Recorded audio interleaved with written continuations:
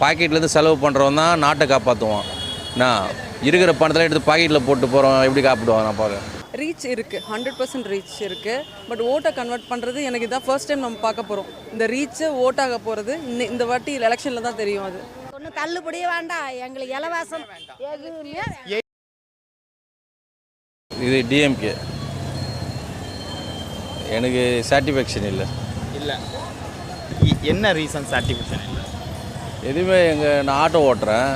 Auto கட்டணம் metre கட்டணம் ஏற்றவில்லை. விலைவாசி ஏறி போச்சு, கரண்ட்டு பில் ஏறிடுச்சு, வீட்டு வரி தண்ணி வரி எல்லாமே ஏறிடுச்சு. சாட்டிஸ்ஃபேக்ஷனே கிடையாது. இந்த ஆச்சு 5 வருஷம் 5 லட்சம் கடன் வாங்க தான் மிச்சம். விஜய் அவர்களோட பொலிட்டிக்கல் மூவ் எப்படி இருக்கு? சூப்பராக இருக்குது. ஒரு மாற்றத்துக்கான அரசியல் வேணும்னு அவர் வேணும், கண்டிப்பாக வேணும். விஜய் வந்தால் நல்லாயிருக்கும். எடப்பாடியும் தேவையில்லை, ஸ்டாலினும் தேவையில்லை. புதுசாக ஒருத்தர் வரணும். வந்தால் தான் தமிழ்நாடு உருப்படும், இல்லைன்னா வேலைக்கு ஆகாது. ஏன்னா அவர் சொந்த பணத்தை வச்சு அரசியல் ஸ்டார்ட் பண்ணிக்கிறாரு. இவங்கெல்லாம் கொள்ளடிச்ச பணத்தை தான் அரசியல் பண்ணுறாங்க, புரியுதுங்களா? அவர் கஷ்டப்பட்டு 33 வருஷம் சினிஃபீல்ட்லேருந்து சம்பாரித்த பணத்தை வச்சு இன்றைக்கி அவர் சொந்த பணத்தில் மாநாடு நடத்தினார். ஒரு மாநாடு நடந்தால் எவ்வளோ ஆகணும் உங்களுக்கே தெரியும். இப்போ எத்தனை மாநாடு பண்ணியிருக்காரு, எவ்வளோ இப்போ செலவு பண்ணிகிட்டு இருக்காரு பாருங்கள். அதனால் அந்தமாரி ஆள் தான் வேணும். பாக்கெட்லேருந்து செலவு பண்ணுறவன் தான் நாட்டை காப்பாற்றுவான். நான் இருக்கிற பணத்தில் எடுத்து பாக்கெட்டில் போட்டு போகிறோம் எப்படி காப்பிடுவான் நான் பார்க்குறேன், புரியுதுங்களா? எந்த ஒரு திட்டம் போட்டாலும் அதில் எவ்வளோ கொள்ளை அடிக்கலாம், எவ்வளோ பர்சன்டேஜ் கமிஷன் எடுக்கலாம் தான் பார்க்குறாங்க. அதுதான் ரீசன். அதேமாதிரி நான் ஆட்டோ ஓட்டுறேன். இது வரைக்கும் 2013 மீட்டர் கட்டணம் போடு, இது 2026 ஆக போயிடுச்சு. கிட்ட 13 வருஷமாக எந்த ஒரு மீட்டர் கட்டணம் பற்றி இது வரைக்கும் பேசவே இல்லை. ஊபர், ஓலா, ரேபிட்டோ, 2 வீலர் எல்லாம் வந்துடுச்சு. ஒரு பிரோஜனம். மீட்டர் போட்டு ஆட்டோ ஓட்டலாமே. அது கட்டணம் ஏற்றினா தானே ஓட்ட முடியும். கேஸ் கிடைக்கல, 64 ரூபா கேஸு, இப்போ 100 ரூபா போடுறோம் எல்பிஜி கேஸு. அதுக்கே இன்னும் வழி போகிறதில்ல. திமுக ஆட்சி மோசமாக இருக்குது. என்ன காரணத்தினால மோசமாக இருக்குது? ஏழைகளுக்குள்ள டாஸ்மார்க் ரொம்ப ஓவராக இருக்குது. ஆட்சி மாறணும். நான் ஒரே ஆள் ஆட்சி பண்ணி என்ன பண்ண போகிறாங்க? புதுசாக வரவங்க என்ன பண்ணுறாங்கன்னு தெரிஞ்சால் தானே தெரியும். யார் இருந்தால் நான் நல்லா இருக்கும்னு நினைக்கிறேன்.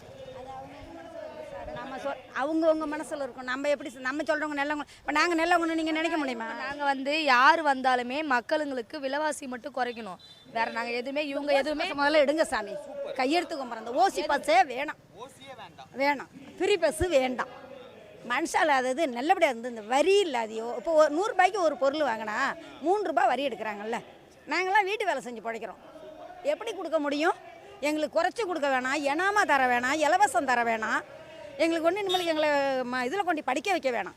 நாங்கள் செய்கிற வேலைக்கு லேடிஸுக்கு வாழணும். மரியாதைலாம் ஆயிடுச்சு. ஃப்ரீ பஸ் விட்டு குடிச்சிட்டு 4 பேர் ஏறி மொத்த லேடிஸுமே ரொம்ப அசிங்கமாக பேசுகிறாங்க. அதோட அந்த பஸ் எவ்வளோ படிக்கட்டு இருக்குது யோசிச்சு பாருங்கள். முன்னாடி அப்படி இருந்துச்சா? அந்த படிக்கட்டில் இப்போ நம்ம கொஞ்ச நாள் நமக்கு முன்னாடி இருக்காங்கல்ல, அந்த படிக்கட்டில் ஏற முடியுமா? அந்த பஸ்ஸை விட்டு இந்த ஓசி பஸ்ஸுன்னு விட்டு 1.5 முழம் இருக்குது. ஒரு எவ்வளோ வயசானவங்களாம் ஏற முடியுதா? உடம்பு வந்தால் கூட பஸ்ஸை நிப்பாட்டமாட்டாங்கிறாங்க சார். ஒரு உடம்பு செல்லுன்னு எமர்ஜென்சியாக வரோம், அந்த நேரத்தில் அந்த ஃப்ரீ பஸ்ஸுன்னு சொல்லி நிறுத்த மாட்டேங்கிறாங்களே, டோர் சாத்தி.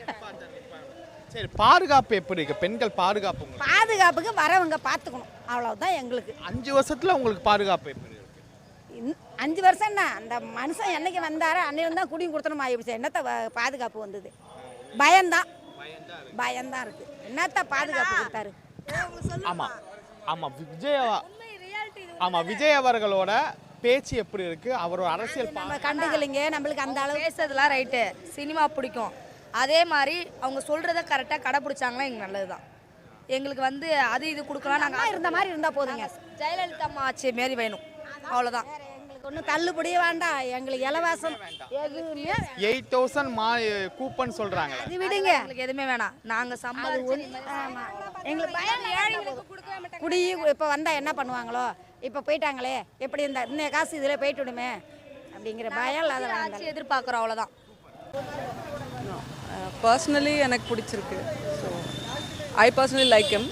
ஸோ அதனால் ஆப்வியஸ்லி ஐ சப்போர்ட் ஹிம். ஆமாம், ஜனநாயகன் மூவி லீக் ஆகிருக்கு. ஸோ இதை எப்படி பார்க்குறீங்க? அதுவும் ஷாக்கிங்காக இருக்குது. நாட் ஹாப்பி அண்ட் டிசப்பாயிண்டிங்காக இருக்குது. டிசப்பாயிண்டிங். மாற்றம் வரணும்னு நினைக்கிறேங்க. இந்த இத்தனை வருஷமாக 2 கட்சி ஆண்டிருக்கு. ஸோ விஜய் அவர்கள் வராங்க. ஸோ மாற்றம் இருக்கும் ஆசைப்படுறேன். யா டெஃபினட்டாக எல்லாமே என்னோடய பர்சனல் ஒப்பீனியன். எனக்கு மாற்றம் வரணும்னு எதிர்பார்க்குறேன், வரும்னு நினைக்கிறேன். என்னோட ஒப்பீனியன் வர வேணும், சப்போர்ட் பண்ணணும் எல்லாரும். சேஞ்சுக்கு சப்போர்ட் பண்ணணும். Because I prefer change. Yeah ஆமாம், விஜய் வந்து கரெக்டாக மக்களை போய் ரீச் பண்ணுறாருன்னு இது பண்ணுறீங்களா? ஸ்டூடெண்ட்ஸை, மக்களை கரெக்டாக இந்த வேவ் பாயிண்ட் வந்து ஓட்டாக கன்வெர்ட் ஆகும். அது எனக்கு கொஞ்சம் டவுட்ஃபுல்லாக இருக்குது. பிகாஸ் ரீச் இருக்குது, 100% ரீச் இருக்குது. பட் ஓட்டை கன்வெர்ட் பண்ணுறது எனக்கு இதான் ஃபர்ஸ்ட் டைம் நம்ம பார்க்க போகிறோம். இந்த ரீச்சை ஓட்டாக போகிறது இந்த வாட்டி எலெக்ஷனில் தான் தெரியும். அது ரிசல்ட்டில் தெரிஞ்சிடும்.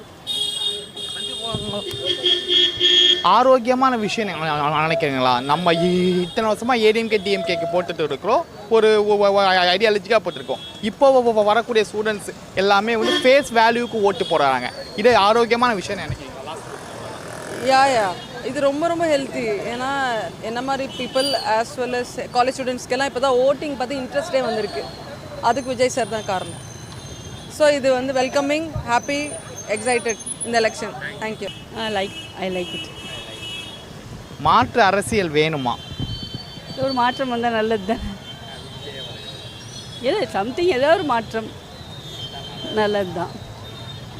ஜனநாயகன் மூவி வந்து லீக் ஆகிருக்கு. இப்போ எப்படி ஃபீல் பண்ணுறீங்க? அதை பற்றி எனக்கு தெரியல. இந்த டைமில் தப்பு தானே அது.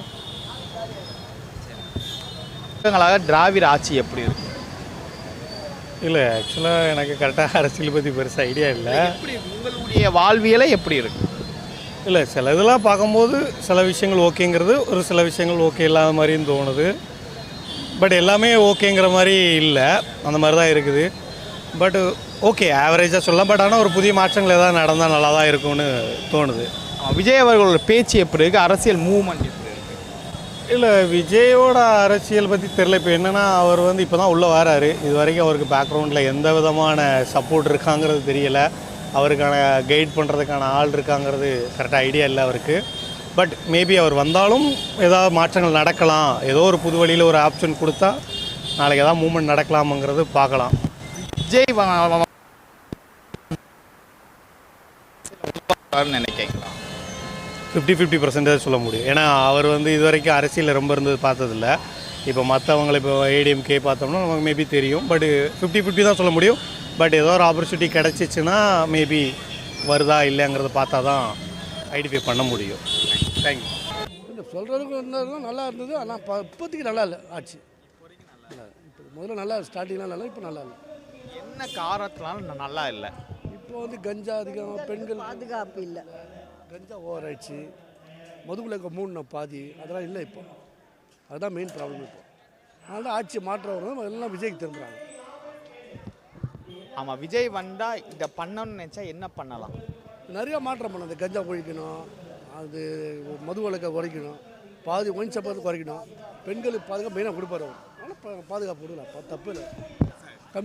கம்மியாகணும் 10,000 கடை 5,000 கடை குறைக்கணும். அப்புறம் 2,000 அப்படி குறைச்சின்னு வரணும். இப்போ எடப்பாடி சார் சொன்னாரோ மது வழக்கு பாதி குறைப்பேன், நம்ம குறைச்சின்னு வரணும். அதான் அதனால தான் மக்கள் வந்து பாதி பேர் தேர்ந்தெடுக்க, முக்கால்வாசியில் ஃபுல்லாக தேர்ந்தெடுத்து விஜய் தான். இப்போ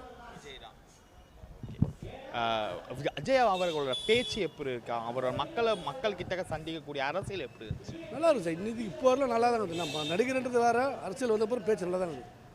பேச்சு ஒன்றும் குரலாம் கிடையாது. இப்போ நல்லா தானே பேசுங்க, எல்லாருமே நல்லா தான் பேசுகிறாங்க, நல்லா தான் பேசி ஸ்டேட்மெண்ட் எல்லாம் நல்லா தான் பண்ணுறாரு. தப்பு இல்லையா? அவரை வர விடாமல் பண்ணுறாங்க, அது மட்டும் தெரியுது. ஆளுங்கட்சி பண்ண எப்பவுமே எல்லா கட்சியும் ஆளுங்கட்சி பண்ணுறது தான். எல்லாமே இந்த கட்சி ஆளுங்கட்சி என்ன பண்ணுறது தான். அவர் வந்து கூட்டணியோட வேணுமா, சிங்கிளாகவே வேணும்? கூட்டணி இருந்தால் இன்னும் நல்லா இருந்திருக்கும், அரசியல் நல்லா இருந்திருக்கும், இன்னும் மேலே போயிருப்பார். இப்போ சிங்கிளாக கொஞ்சம் கஷ்டம் தான். ஆனால் இருந்தாலும் வந்தால் நல்லது தான். அதனால் சிங்கிளாக வந்தாலும் சிங்கம் மாதிரி வந்துட்டார்ல, அதுதான். கூட்டணியோட இன்னும் நல்லா இருந்திருக்கும். இப்போ இன்னும் வந்தாலும் நல்லா இருக்கும், ஸ்டேஜ் நல்லா இருக்கும். ஆதரவு தராங்கல்ல அவருக்கு.